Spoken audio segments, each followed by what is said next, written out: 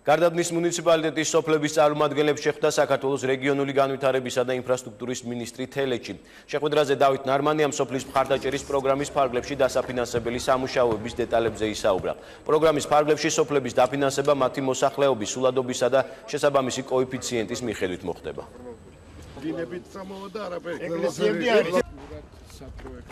სოფელმა შეარჩია გარე განათება როგორც პრიორიტეტი, აქედან გამომდინარე შედგა ოქმი და გამოიგზავნება ჩვენ სამინისტროში და პროცედურების შესაბამისად მთავრობის მიერ გამოეყოფა სოფლის დაფინანსება. მთავრობის გადაწყვეტილების საფუძველზე ყველა სოფელს გამოეყოფა დაფინანსება 50 მილიონი ლარი, რაც არის გათვალისწინებული სოფლის მხარდაჭერის პროგრამით უკვე განაწილდება. პრიორიტეტები განისაზღვრა, თუ რაში დაიხარჯება ეს თანხები. პრობლემები საკმაოდ ბევრია, მაგრამ იმისთვის ვართ, რომ ეს პრობლემები გადაიჭრას და ამ თანხებს შესაძლებელია კიდე დაემატოს ადგილობრივი ბიუჯეტიდან, იმისთვის რომ ადგილობრივების პრობლემები მოგვარდეს.